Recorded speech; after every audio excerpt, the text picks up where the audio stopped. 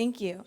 Before I get started, I just want to thank the organizers and the production crew and the volunteers and everyone who helped put this together. It's been a really great experience so far. My name is Camila Ramos. I'm a developer relations engineer at EdgeNode, which is a core developer of the Graph protocol. And a little bit about me, a quick intro. I kind of have a traditional and non-traditional path to kind of crypto and engineering in general. My background before I did computer science was in education. I've always loved teaching, I've always loved education, and I always thought I was going to be a regular kind of K-12 teacher. And then in high school, I got interested in computer science and coding once I kind of realized that teaching doesn't really pay well in the United States, and it's really just not a good path to go down in terms of quality of life. So I was like, hey, look, I live in the Bay. I see everyone has Teslas. Everyone here is an engineer. They do pretty well, so I'm going to learn how to code too. And then I did. I studied computer science in college and then started off my career at PayPal, where I worked on the checkout experience as part of the engineering team. So everywhere where you're checking out and you see the button Pay with PayPal, that's what I worked on for about a year and a half. And then today what we're going to talk about is the Web3 stack and kind of a more practical point of view. So when I was getting started building in blockchain and in crypto, it was kind of hard to understand how to make all the protocols, how to string them all together, how to make them communicate with each other, how to actually build something that works. So in this talk, I'm hoping to outline this in a really practical way and show you guys code and kind of very specifically and explicitly explain how you can build a full stack decentralized application. So a lot of these definitions are from a blog post which are linked in this presentation, and I'll tweet out the slides with all of the links so that you can read more about these and actually be able to check this out yourself. So the Web3 stack, as defined by this blog post that we're talking about, is a set of protocols that enables fully decentralized applications. So real quick, I'm not going to talk about these one by one because I think everyone here kind of is passionate and understands why we're here. I usually use this slide when I'm talking to newer audiences and maybe some Web2 audiences, but I just wanted to add this so we can kind of capture what we're going to talk about in the next few slides and how these protocols enable these points. So when we're talking about building decentralized applications, and maybe if you're coming from like a traditional engineering world, actually maybe I shouldn't stand here because I'm blocking, sorry. There we go. If you're coming from kind of traditional engineering, there's certain pieces and architecture that you're familiar with, right? We know that we work with APIs, we have this concept of a front end, we have this concept of a back end, we have this concept of a database, et cetera. And I found that it's helpful to kind of start by listing out what are the building blocks and the primitives that you need to keep in mind when you're building. So blockchain, your L1, your development environment, file storage, off-chain data protocols, API, indexing and querying, identity, client frameworks and libraries, oracles, and then kind of in their own bullet point is Web3 social protocols. And again, at the bottom, there's linked this blog post that was created by the research team at EdgeNode, and that was authored by Nader, who's sitting right there, where it goes kind of more into detail about all of these things. And then this image was really helpful to me when I first started building because it kind of visually lays out the whole stack, and then it allows you to kind of check this out and define for yourself what is an ideal stack based on my use case. So I'll leave this up for a second. And we're going to kind of go through this and talk about what my stack looks like and then go through some screenshots of some code for how to actually implement something like this.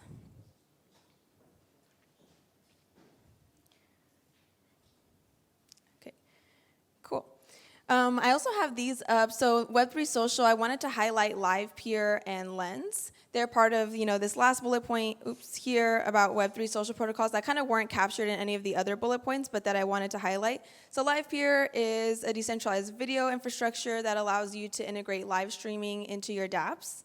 And then Lens is a decentralized, non-custodial social graph for building composable social applications.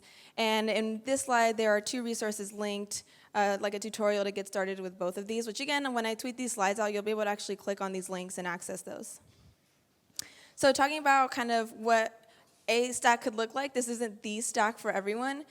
A lot of this is up to personal preference. It's also kind of where you are in your timeline of learning, and you'll notice that in one of these I have an arrow to kind of indicate that. So let's talk about this. So when I build on Ethereum, I use Polygon as my sidechain. And for my RPC provider, which is actually the way for you to write to the blockchain, it kind of provides that node, that access point to the blockchain. I use Infura, but the other ones out there are like Alchemy, Anchor, there's a bunch more. I use Infura. For my development environment, I started out using Hardhat. That's kind of what I used the whole 9 months or something up until this point. And then recently, I've started learning Foundry and trying to use Foundry. So that's kind of what I mean when I say this is really relevant to where you are in your journey. You might have started off with Hardhat because that was what was really popular a year ago, and kind of now Foundry is picking up speed and picking up adoption, and after you've worked with Hardhat, you'll be able to see okay, this is a better experience for XYZ, but for other cases, you might have a better experience with other tools, so it just kind of depends where you are and what you're working on. For off-chain storage, I use IPFS and Web3 storage, and recently I've started using Arweave. Another example of kind of just depends where you are in your learning. I started off with IPFS and Web3 storage, and then recently for an app I was building, there was something that was a lot easier to do with Arweave, so I kind of just tried it for the first time and realized that that was a better choice for this specific app that I was building. But they both do similar things. It's a way for you to store data off-chain such that storing things on-chain is expensive, so not everything has to be on-chain. But still, you want to be able to store these things, so you can use something like IPFS/Web3 storage and Arweave. For indexing, I use the Graph, and that's where I do developer relations at, and we're going to get into that more deeply about what that means. For identity, I've been using Coinbase Wallet as my development wallet. Coinbase Wallet is, I would say, a relatively new wallet, but they actually have a lot of cool features for developers, and they're really good at listening to developer feedback, so I've been working pretty closely with the team to give them my feedback, and it's been pretty cool to see them implement some of the stuff. And then I use Rainbow Kit for that piece that kind of allows a user to connect their wallet, and we'll talk about that more later. And then finally, for client, I use Ethers and WagMe. So now, how many here have heard of the Graph? By a show of hands. Okay, cool. How many people have actually used the Graph? Okay, so not that many. So this is great. So I'm going to kind of give you a crash course 101 for how to build with a Graph, what it actually means. So the Graph is an indexing and query protocol that allows developers to efficiently read data from the blockchain. So, as we're writing blockchain applications, a bunch of stuff gets stored on chain. And you as a developer, you might want to access this data for your own application. And right now, there's really no efficient way to make queries against the blockchain for things that are more sophisticated than asking single questions. For example, with something like Etherscan, you can go in there and ask, who's the owner of this specific ID? Or you can say, what's the balance of this specific wallet? You can ask these kinds of simple questions, but for more complex things, like, give me all of the wallets that have, 10 Ether or more and own this NFT. You can't really do that right now without kind of writing your own indexer and going through this whole process. So the Graph makes it really easy to do that. And at the time of writing these slides, this was the current block count of Ethereum, 14 million. I think now it's past 15 million. And in a block, you can fit an average of 70 simple transactions. So we're looking at least 15 million times 70 pieces of data that you as a developer might be interested in. So it's a whole breadth of data that you as a developer have access to, and the Graph is the door for you to actually access that and build with it. So the data you want to query for is somewhere in the blockchain, right? But due to the nature and the structure of a blockchain, there really is no built-in way to identify, query for this data. And then, like I said, it's a querying and index protocol that allows you to read data from the blockchain. And the cool thing is that if you come from a traditional software background, you're probably already familiar with Graphql. And the Graph uses the Graphql query API to be able to call this query from your front-end application. So for me as a developer, when I was first starting, it was a really cool way, an easy way to get started with Web3 because it was something that was already super familiar to me. And instead of reading from a database like you do in Web 2, you read from a blockchain. So some quick bullet points about the Graph. It's chain agnostic, meaning that it's not built specifically for one chain. There's support for many chains right now on our hosted service, and then on the decentralized network, all that support will be coming over there. Now, instead of reading from a database, like I said, you're reading directly from one of these chains. And then you, as a developer, you write these resolvers, which are just functions that apply logic to transform the raw data from the blockchain into these objects that you define in your schema. So we'll talk about this in a more practical sense in a second, like what that actually means. And then just a quick note on indexing. So indexing refers to the process of turning unordered data into an order that will maximize the efficiency of a query made against that data.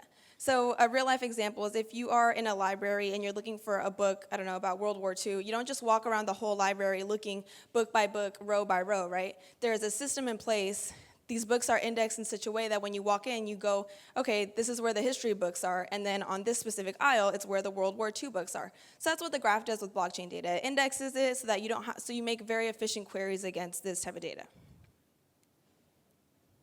There we go. So these things that you build with the graph are called subgraphs. Anyone can make one, and once they are published and deployed, they are open APIs that anyone can have access to. So if I build a subgraph for my project, all of you guys can see it, and all of you guys can call it in your application if you wanted to. And there's already a bunch of subgraphs deployed. So like LivePeer, Radical, Uniswap, a bunch of big projects already have a subgraph deployed. So if you were interested in the data that, for example, Uniswap is indexing, and you could use it in your application just by calling it in your front end.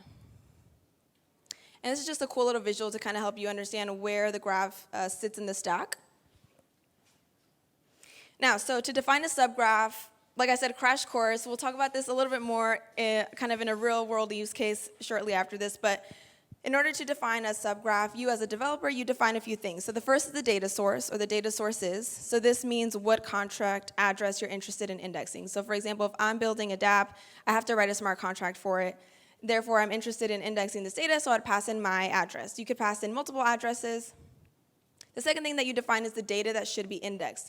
So this is the actual data that you're going to be interested in querying for later. So if, for example, I'm going to show you later, we're building an application for event creation and management, like something like Eventbrite or something like Luma. People are able to create events like, ETH Seoul, and then users like you guys are able to RSVP to them.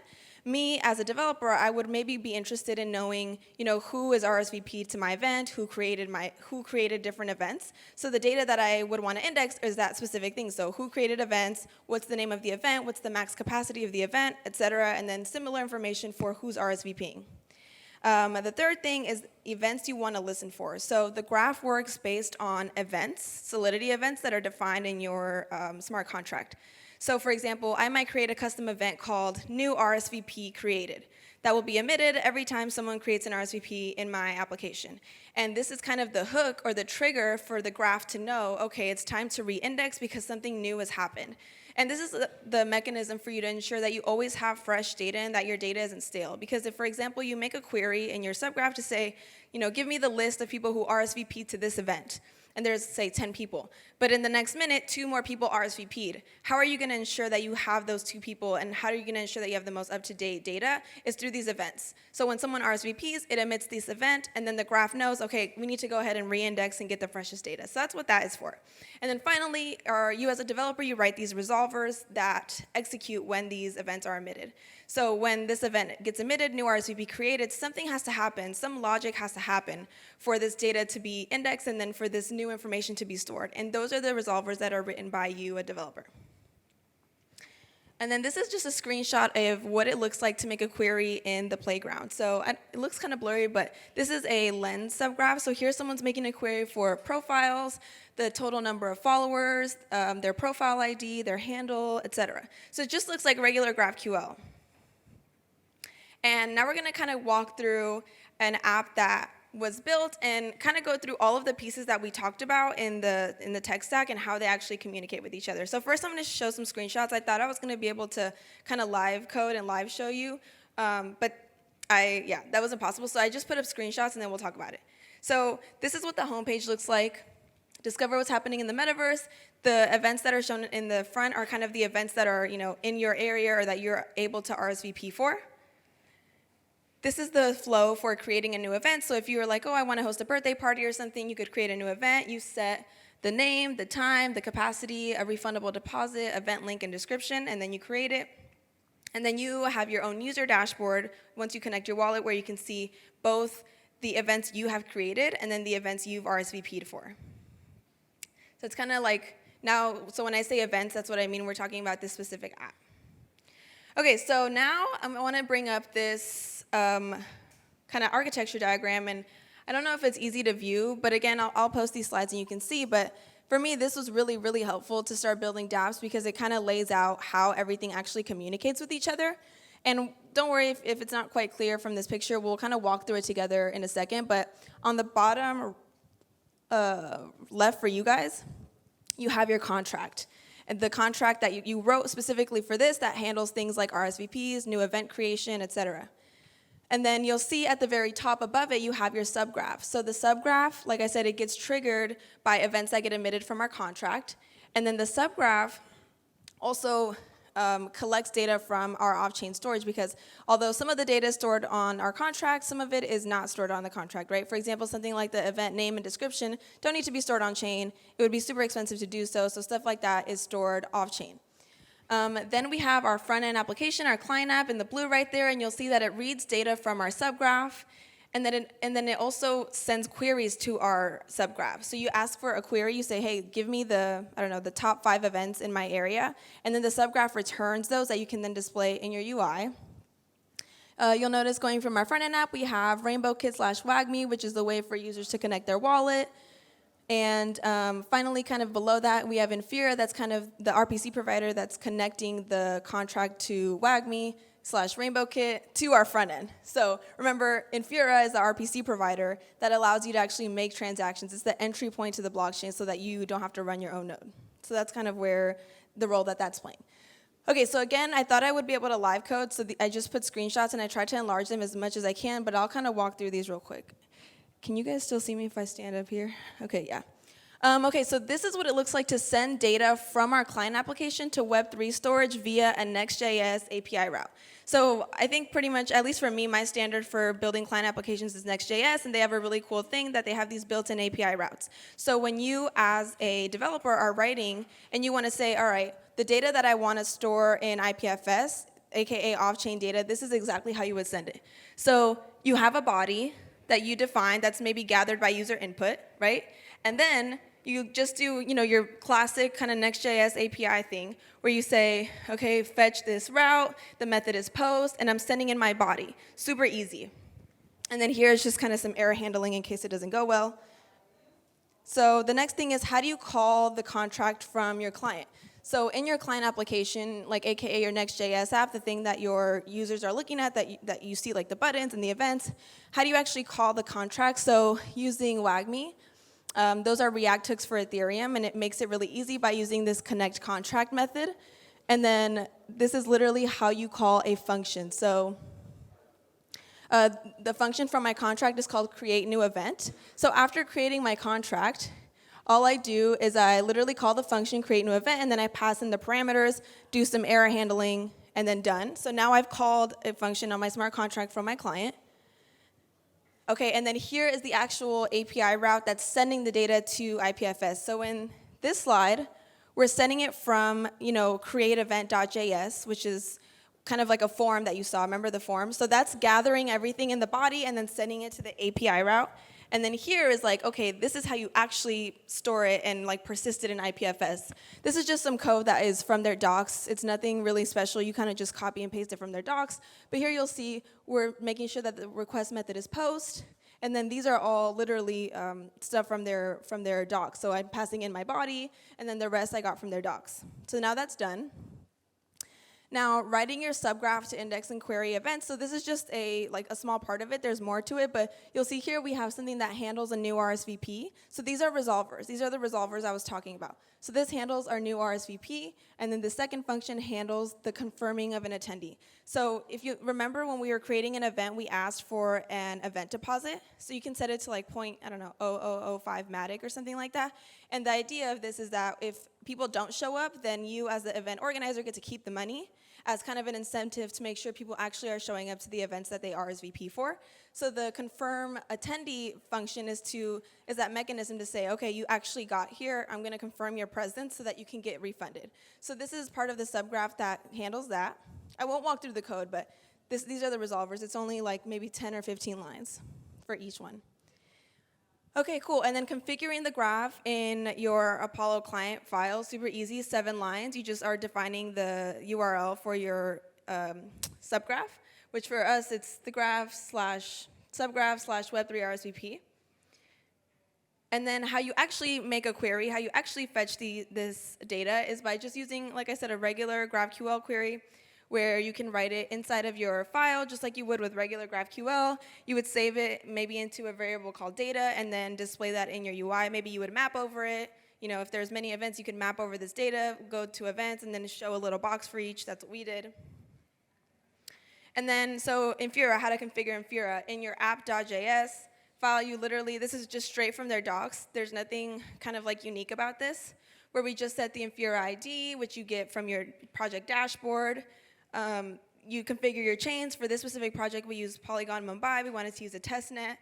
And then down here, we just defined the app name and the chains, which we defined earlier. And then again, configuring RainbowKit and WagMe. This is straight from their documentation. Nothing unique about this. So we just said we created the WagMe client, and then down in our app, we wrapped our app with Apollo provider, RainbowKit provider, and WagMe client, which is from their documentation. And then actually having the access to the Connect wallet button from RainbowKit is super easy. You just import Connect button from RainbowKit in any page of your application, so either in your index.js and then any other page as part of your app. And then how you use it is then you literally just use it as if it was a component built in. Super easy. Okay, cool. So that was kind of my, maybe I'll go back. I see someone taking a picture. Oh, you wanted this one? Okay. That was kind of my like practical crash course of how these actually communicate with each other.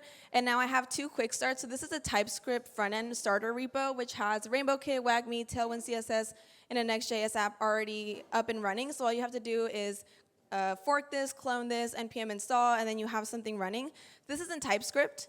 And then there's this other one, which is in JavaScript that has a little bit more to it. So it has RainbowKit, WagMe, Tailwind, Next. It also has the graph and Web3 storage already built in. So you can look at the code and then just edit it based on what you're doing. So obviously I have, for this one, I have a lens subgraph just so you can see how you make a query. But now you know how to set it up. You can just change the URL, write your own query, and then your app will be up and running. So this is for JavaScript. And then a last thing, so for anyone who's still kind of like, maybe I don't feel quite ready to build a full stack dApp on my own, Women Build Web3, which is a DAO focused on high talent female engineering, female and non-binary engineers in Web3, created this open source course called 30 Days of Web3. It just launched last week, and there's over 3,000 developers taking this now. You can just go to 30daysofweb3.xyz, and here's kind of what people are saying about it, the T. And you don't really need to have coding experience. The goal of this course is not to teach you how to code. Like, we're not going to teach you how to map over an array, or we're not going to teach you how to write smart contracts. Really, the goal of this course is to give you an understanding of the architecture of Web3. So we give you the code, we walk you through everything, and then by the end of it, you'll have deployed a full stack decentralized application. And that's it. Thank you.